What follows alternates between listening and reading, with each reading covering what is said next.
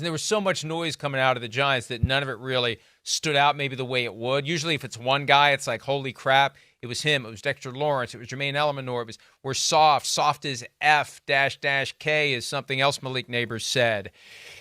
I understand. And look, receivers, they want the ball, and they think if you get me the ball, we'll win football games. And if we lost, it's because you didn't get me the ball. If you'd gotten me the ball, we'd win.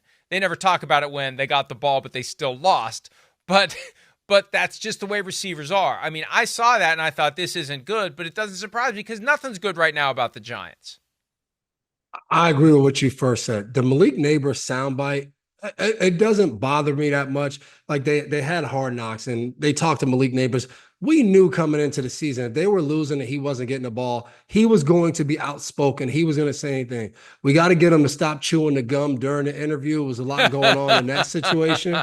But to me, the issue with the Giants wasn't Nabers. It was the guys. It was Dexter Lawrence. It was Brian Burns. Hey, it was 30 zip. What was going on? Yeah, that was like all of these comments are from the guys in the locker room, the guys that you need fully bought in, and you have a week of turmoil with Daniel Jones, a well-respected guy in that locker room. His hard work, his dedication every day, coming in, trying to be the best, clearly the best quarterback on the team. I get it. They're not winning. You let them go. And Nabers also said it. Hey, it's not the quarterback. DJ gone. We did the same thing. So now you created this thing where the guys don't even believe in what's going on. They're kind of pissed off. And I think they showed that after the game of being pissed off of, we had everything going on. Now we're not ready to play. We're getting embarrassed at home. So that to me was more of the issue for the Giants of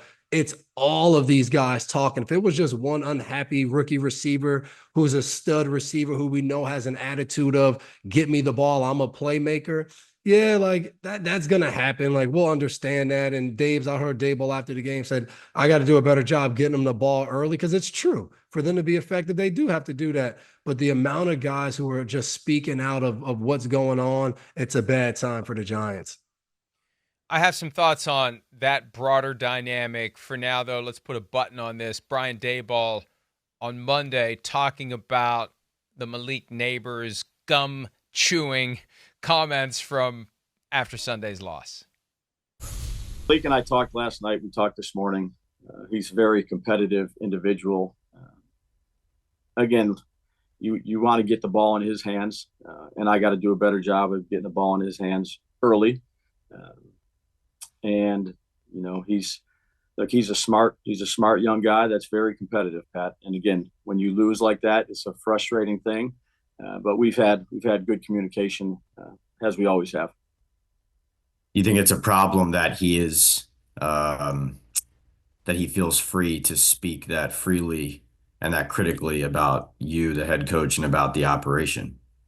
Yeah, I think. Look, I'll keep our conversations private, myself and Leaks, and look forward to getting ready here on Dallas.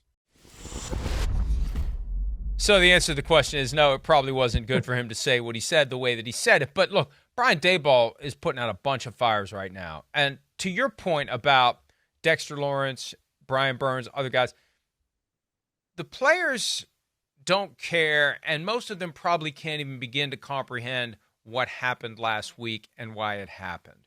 The idea that we're going to move on from Daniel Jones after this season, so we're going to take him off the field to avoid the possibility of owing him $23 million next year if he suffers an injury and he can't pass a physical, and if he doesn't pass it by March, it's $11 million and it's another $12 million.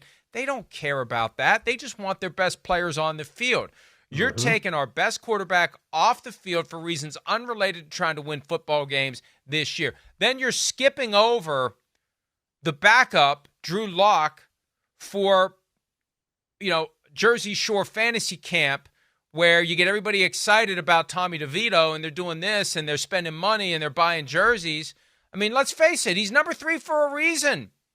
If you're going to do this right, you better move him ahead of Drew Lock at some point before you activate the get Daniel Jones off the field plan, because it's just too much. It's too much for any football team to process, and I think that's why they released him.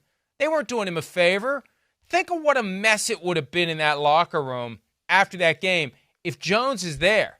And you got Dexter Lawrence saying, you know what happened today? That guy over there who isn't wearing a uniform today, he should have been out there playing, and the outcome would have been different.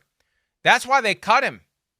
I think that they got a problem. They got a problem, and it's their own damn fault. And this is where business, they used to do the old graphic that they don't do anymore of the two helmets smashing together on Monday Night Football. Business and football smashed together, and the players don't understand, and they don't care. They just want to win games, and the management has kept us from being in the best possible position to win football games.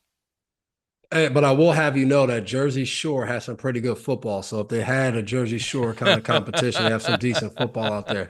But I agree with you, because I just wonder, like, if I'm Brian Daboll, how much, he's an offensive guy. He's calling the plays right now. How much was Daboll really wanting to go to Tommy DeVito? Like, there were games last year where DeVito threw the ball like 9 times.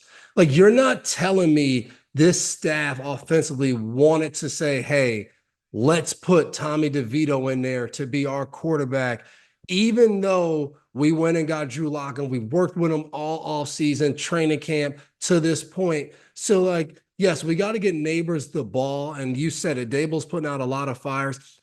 How do we get Nabers the ball? Like, I'm trying to figure out how to get him the ball with this quarterback in a whole new setting. Like, how are we trying to do that? Like, there's so many issues with this team and what they're trying to do, because early in the season, Nabers was getting the ball. He missed a few games when he got a concussion and all that, but like, he was getting the ball. He was getting, it seemed like 10 targets a game, and, you know, depending on what they were doing, sometimes more. So I just wonder from a coaching to player standpoint, because we used to talk about that in New England sometimes. Sometimes there's a lot going on elsewhere, NFL, NFLPA, contracts and different things like that.